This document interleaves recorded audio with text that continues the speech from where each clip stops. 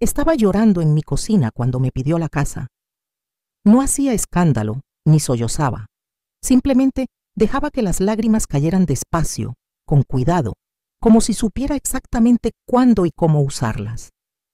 Mantenía la mirada baja, clavada en sus propias manos, que descansaban sobre la mesa de madera donde de niño hacía las tareas, donde una vez partimos un pastel de 3 leches el día de su graduación, donde tantas veces nos quedamos en silencio después de discutir.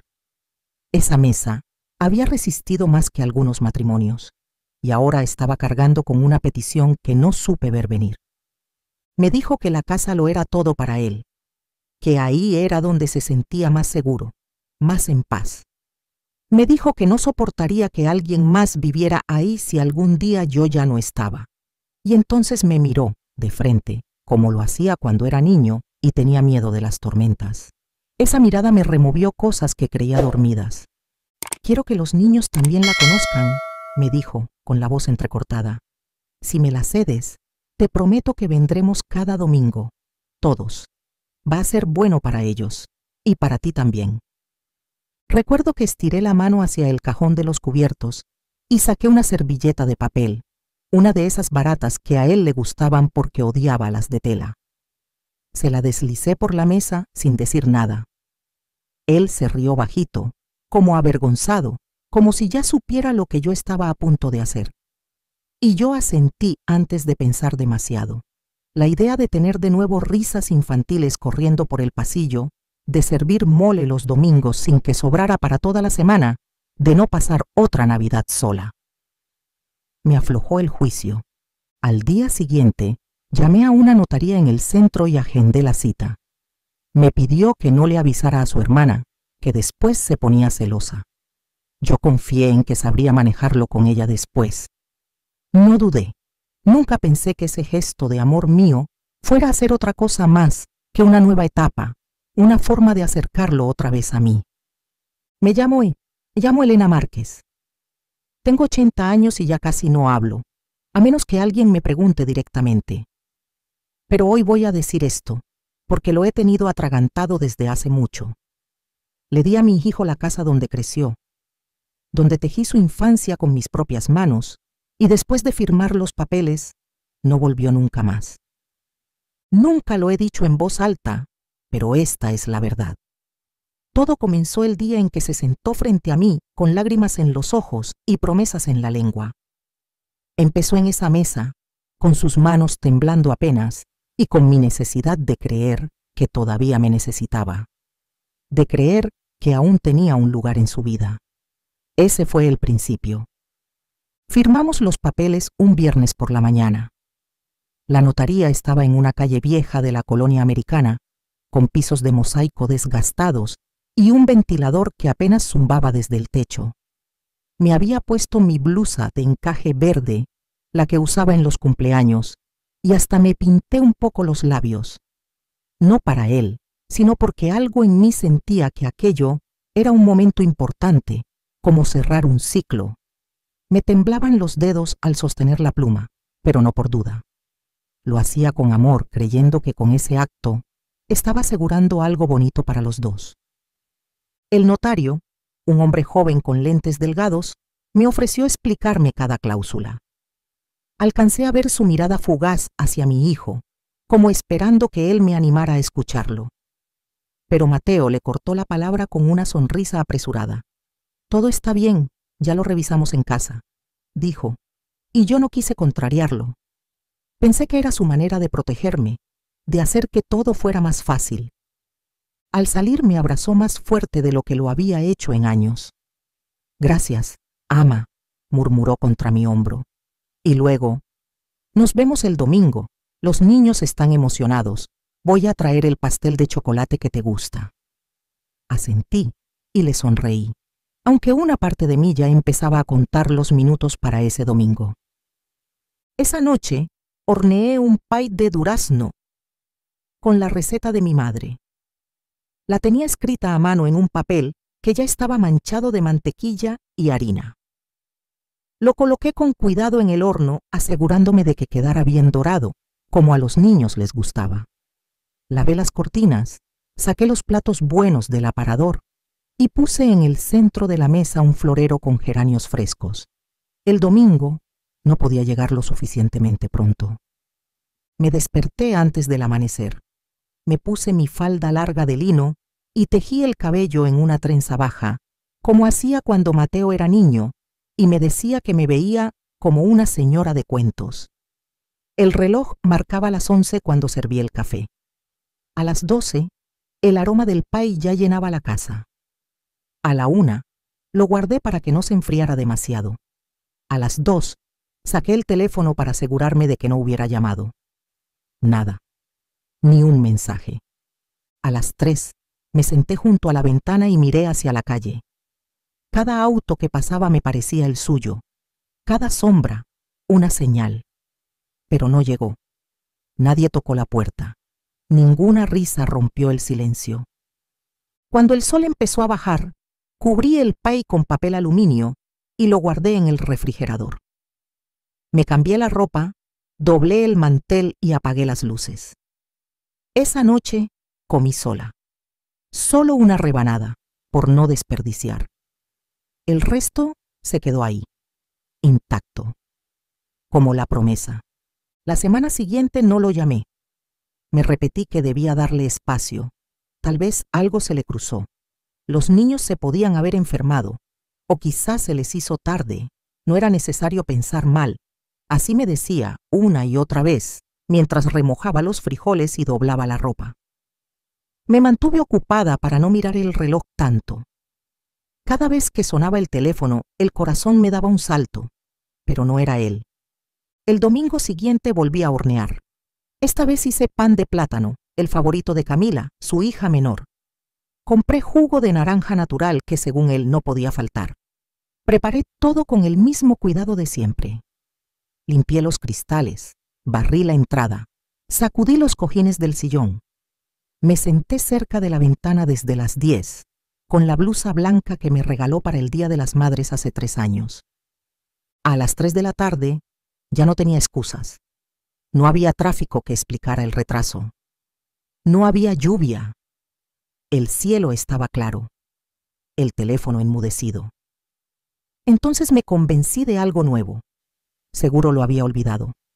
Pero cuando se diera cuenta, me llamaría al instante, avergonzado y lleno de disculpas. Me imaginé su voz diciendo: «Ama, se me fue el día, pero te llevo a cenar mañana». Me quedé esperando esa llamada hasta que oscureció. Esa noche, volví a dormir con la luz del porche encendida, como cuando él era adolescente y salía con sus amigos. «Puedes dejar la luz prendida», me decía. «Así sé que todavía estás despierta».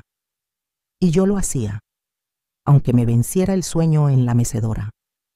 Ahora, ya no esperaba que regresara de alguna fiesta.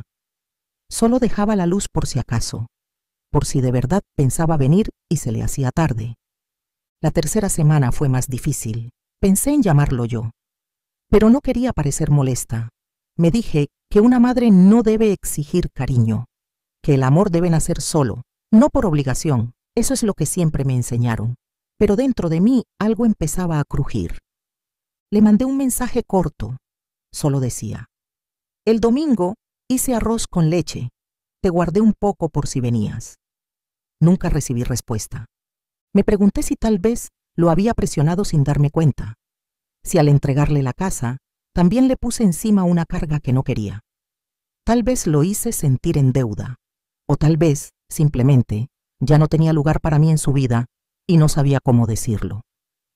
Cada domingo repetía la misma rutina. Cocinaba. Esperaba. Me sentaba frente a la ventana. A veces con el mandil puesto aún, a veces ya cambiada para dormir, fingiendo que no me importaba, pero claro que me importaba. Me dolía cada minuto, no como un golpe, sino como algo que va adormeciendo el pecho. Una espera sin fecha de caducidad. Una promesa que se va borrando domingo tras domingo.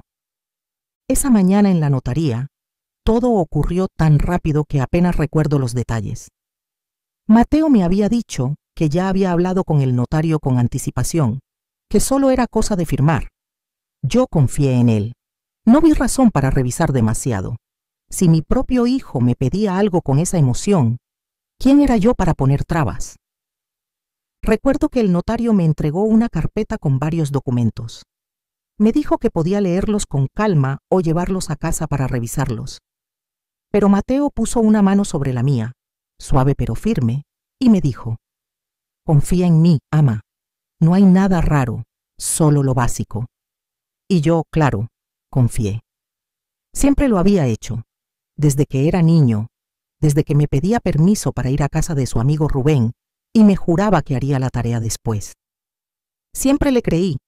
Firmé en donde me indicaron, una vez, luego otra y luego otra más.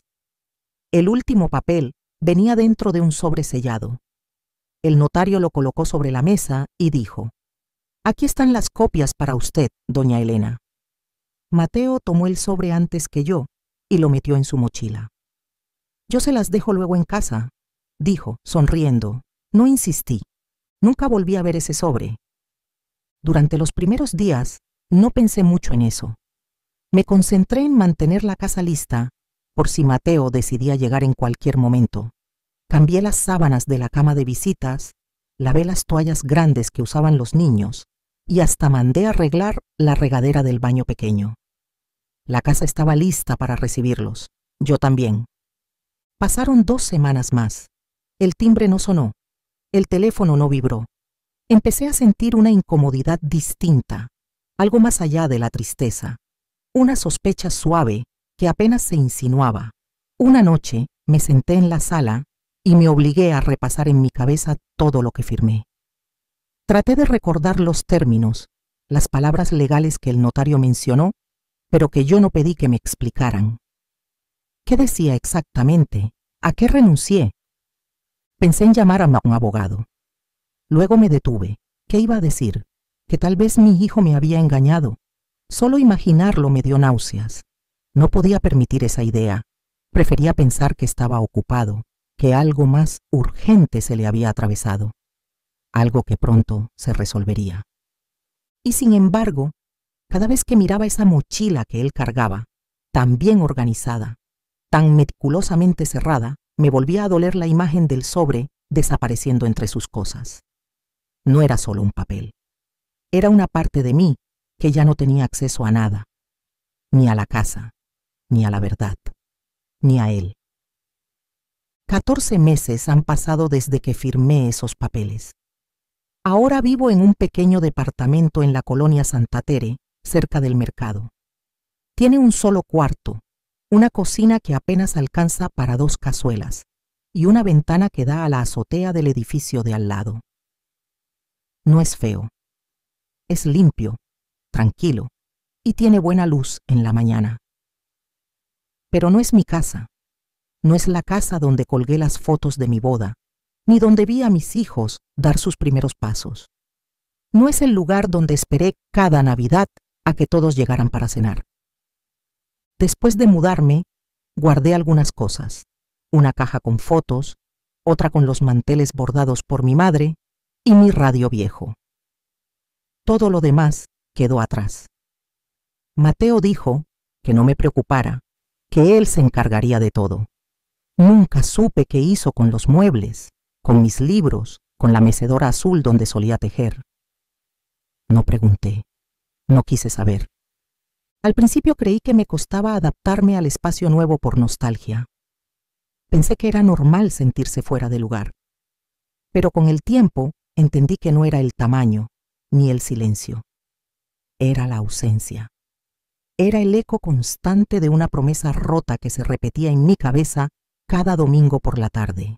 El vacío no estaba en las paredes, estaba en mí. Me pregunté muchas veces qué estaría haciendo él con la casa, si ya la había pintado, si había cambiado los muebles, si los niños dormían en los cuartos que antes compartieron él y su hermana. Pero nunca me atreví a ir. Me aferré a la idea de que algún día llamaría para decirme: «Ven a ver cómo quedó todo, ama, te va a gustar». Pero ese día no llegó. Una vecina, doña Teresa, me dijo que un primo suyo trabaja en bienes raíces y que había escuchado que la casa estaba vacía, que nadie vivía allí desde hacía meses.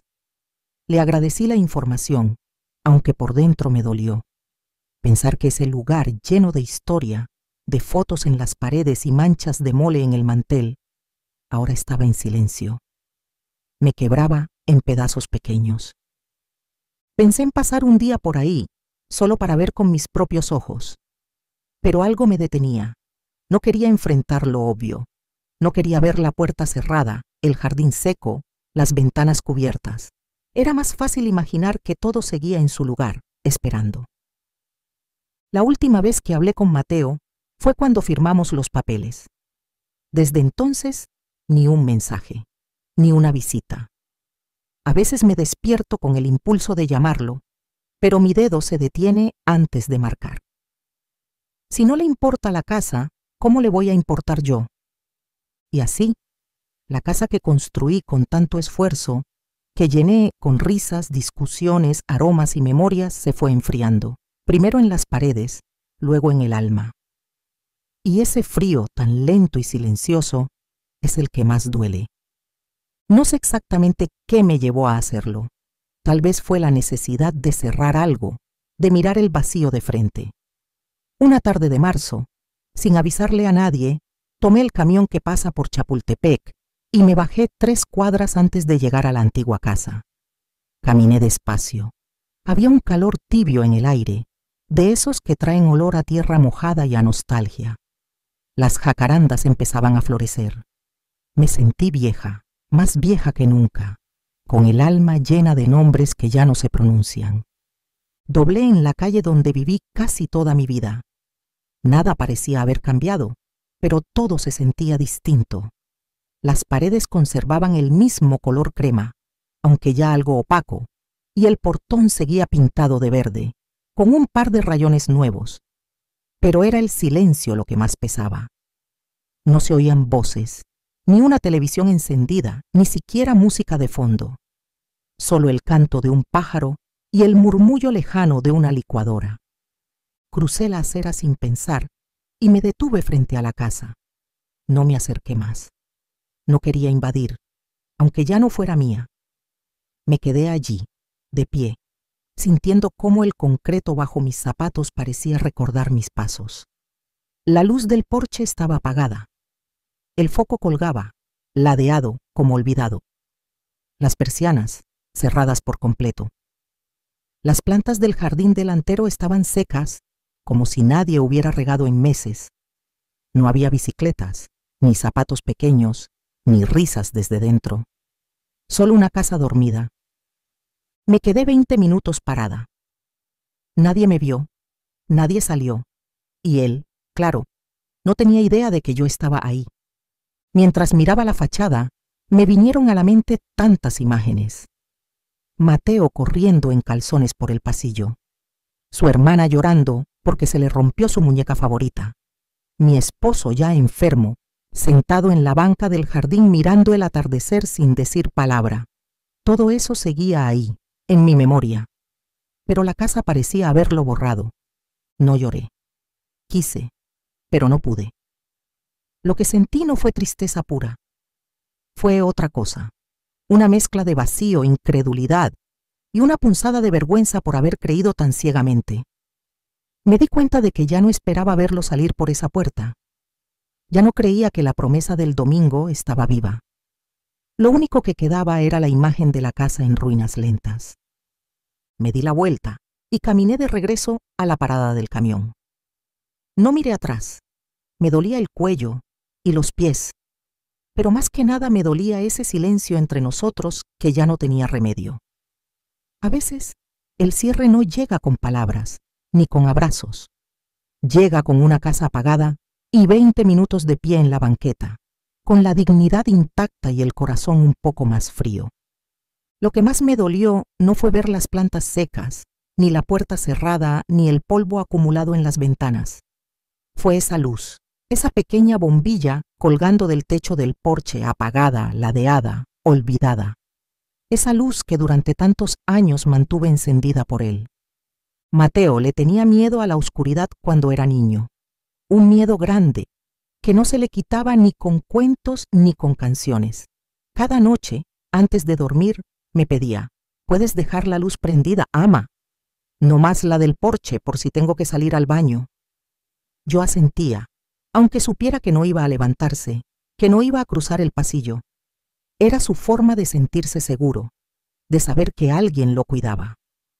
Durante años, esa luz fue un ritual. La encendía en cuanto caía la tarde y no la apagaba hasta el amanecer. Incluso cuando ya era adolescente y salía con sus amigos, me pedía lo mismo. Déjala prendida por si regreso tarde, decía, como quien deja una promesa flotando en el aire. Y yo obedecía. Aun cuando ya vivía solo, aun cuando venía de visita con sus hijos, la luz se quedaba encendida. Una parte de mí siempre quiso creer que mientras esa luz siguiera brillando, él sabría que su casa lo esperaba. Verla apagada fue como un portazo suave pero definitivo, como si me dijeran sin palabras, aquí ya no se espera a nadie. Regresé al departamento en silencio. No hablé con nadie esa noche. Me senté junto a la ventana con una taza de té de manzanilla y el corazón hecho un ovillo. No lloré. A esas alturas, las lágrimas se habían vuelto escasas. Pero sentí una presión en el pecho, como si algo me estuviera empujando hacia adentro, haciéndome pequeña. Pensé en todas las veces que cuidé esa casa como si fuera un ser vivo. Cada ventana lavada, cada gotera sellada, cada grano de arroz cocido con esmero. Pensé en Mateo diciendo que el lugar significaba todo para él. Esa fue la frase, todo. Y ahí estaba yo, mirando una casa sin luz, sin vida, sin señales de que alguna vez hubo amor. Esa noche no pude dormir. Me quedé sentada hasta que la oscuridad se volvió azul con la primera luz del día. Me pregunté cuánto de lo que hacemos por los hijos es realmente visto, entendido. Cuánto se convierte simplemente en parte del fondo, como esa luz del porche. Algo que está ahí, siempre encendida, hasta que un día se apaga sin que nadie se dé cuenta. Y así comprendí que lo que me dolía no era solo la ausencia, sino la indiferencia. No se había olvidado de la casa, simplemente no le importaba. Y en ese descuido silencioso también me había apagado a mí. No puedo decir con exactitud cuándo dejé de esperar. No fue una decisión clara ni un momento dramático. Fue más bien un desvanecimiento lento, como cuando el aroma del pan recién horneado se pierde en el aire. Un día me di cuenta de que el domingo ya no me dolía igual, y esa ausencia de dolor fue, irónicamente, otra forma de tristeza. Guardé los moldes para hornear en la parte más alta del armario. Vendí los libros de recetas en el tianguis de la esquina a una joven que parecía empezar su primer hogar. Me pidió consejos sobre cómo preparar chiles en nogada y le sonreí con sinceridad. No le dije que los míos ya no tenían para quién servirse. El calendario en la pared, el mismo donde marcaba con una flor roja los días especiales, quedó intacto desde enero. No taché los domingos, no los adorné. Dejaron de ser días sagrados. Eran solo eso, un hueco en la semana, una pausa sin sentido. Durante años, los domingos fueron el centro de mi vida.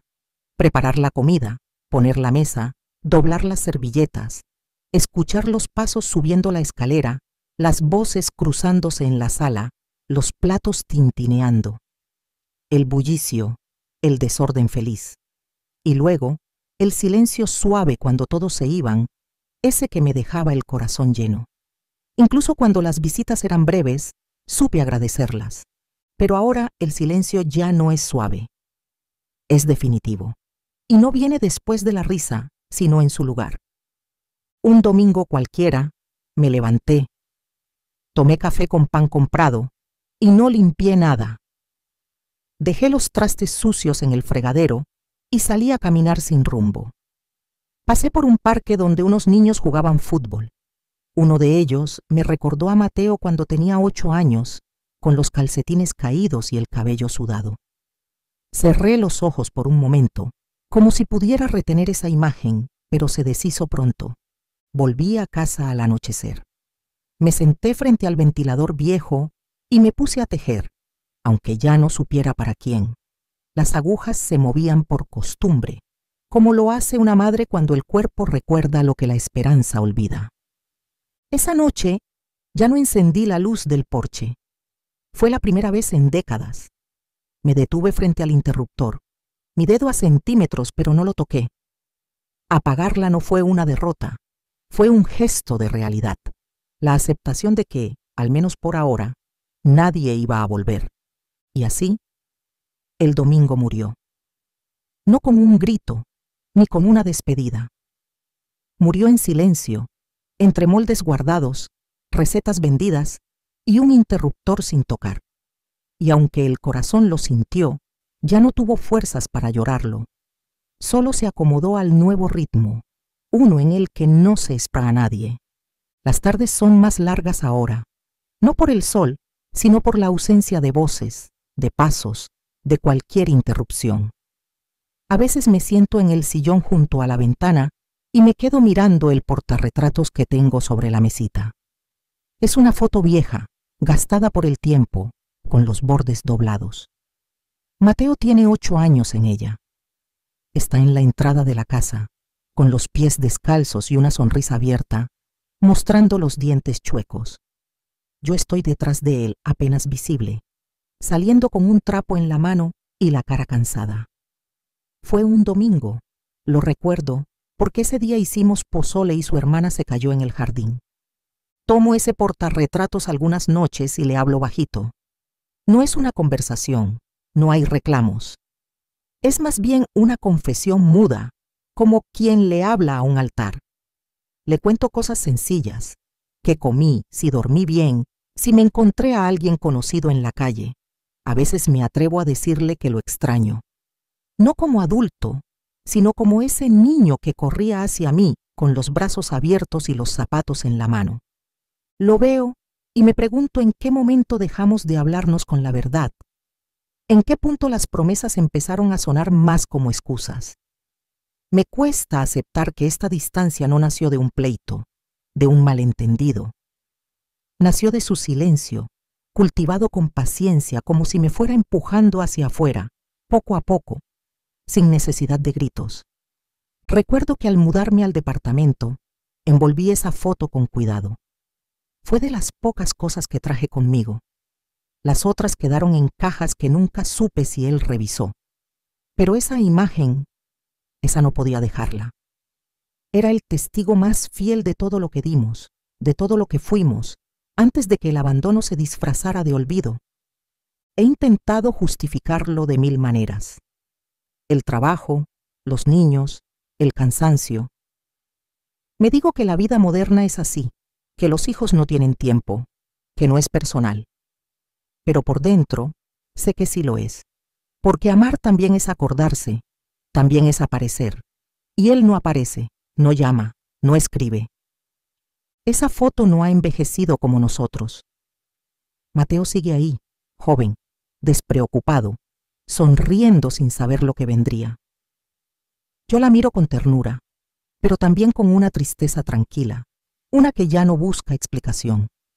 Cada vez que la limpio, paso el trapo con cuidado por el vidrio, como si al hacerlo pudiera tocar su rostro otra vez, como si pudiera llamarlo sin palabras.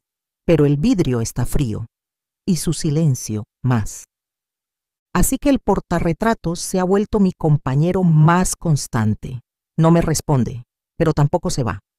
Y en estos días en que ya no espero domingos, ni luces encendidas, ni risas en el pasillo, eso basta.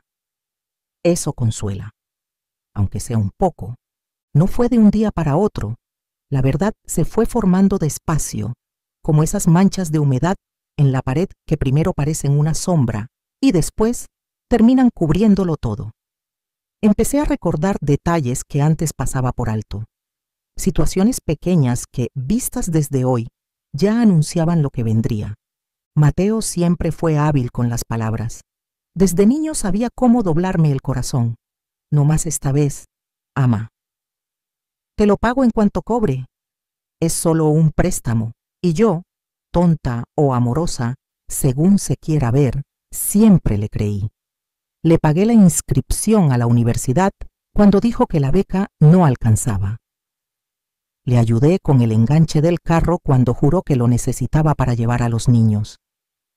Hipotequé la casa una vez para que pudiera abrir un pequeño local de computadoras. Ese negocio duró 6 meses. Cada vez que venía por algo, traía también una historia, un gesto cariñoso, un te quiero mucho al despedirse, pero nunca regresaba con la misma calidez.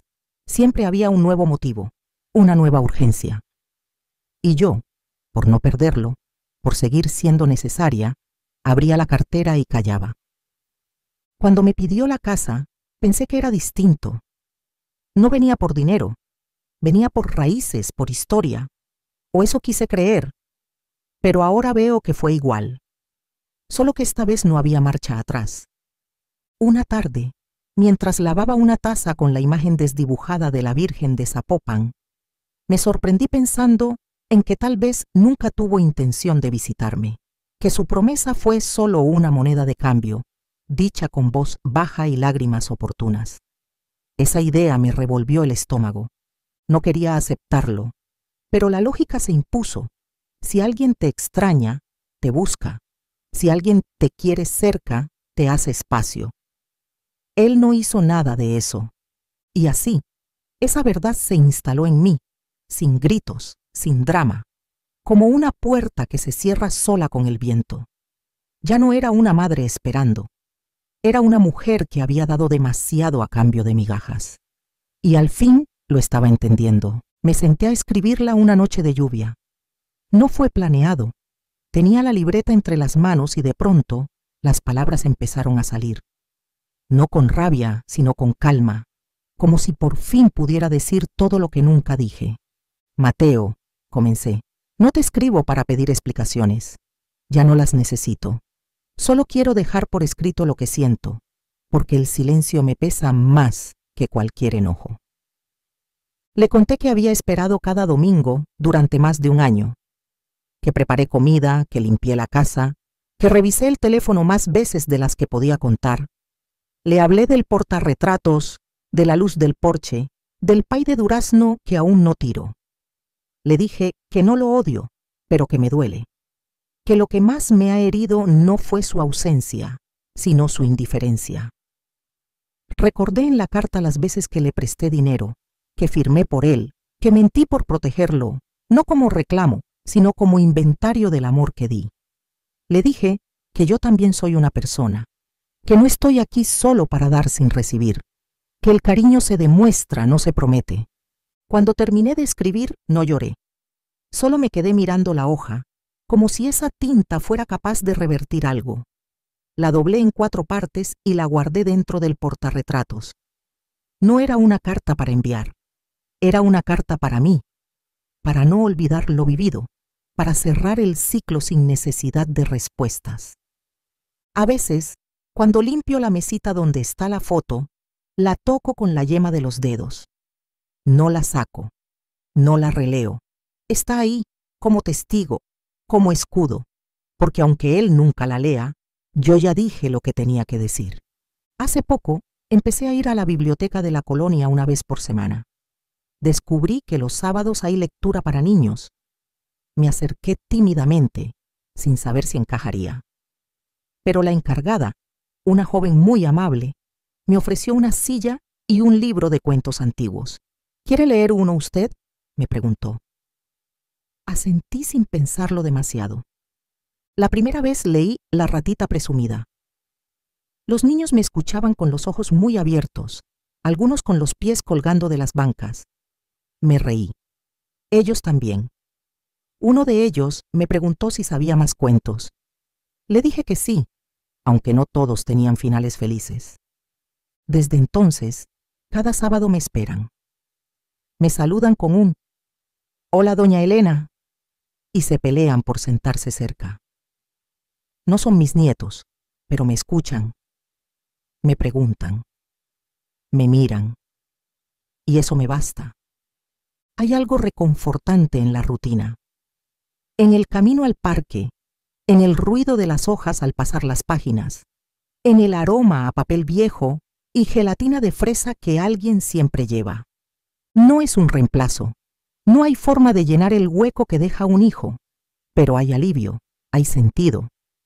Y en ese nuevo ritmo, lento pero constante, he empezado a sentirme menos invisible. Ya no marco los domingos en el calendario. Ahora los sábados tienen su lugar, son míos, son reales. Y aunque el silencio de Mateo sigue ahí, ha dejado de ocuparlo todo. Pasé por la casa una última vez, hace 2 semanas. No lo planeé. Iba en un taxi rumbo a una revisión médica y el chofer tomó un atajo por la colonia. Cuando vi la esquina, le pedí que bajara la velocidad. Miré por la ventana con atención, tratando de no parpadear. La casa seguía igual. El foco del porche colgaba torcido. Las persianas seguían cerradas, pero esta vez no sentí el impulso de detenerme. No me dolió igual. Solo la miré con una mezcla de ternura y distancia, como quien ve una foto vieja de alguien que ya no forma parte de su vida. No bajé. No caminé hacia la banqueta. No esperé 20 minutos parada frente al portón. Solo asentí con la cabeza, como quien se despide sin palabras.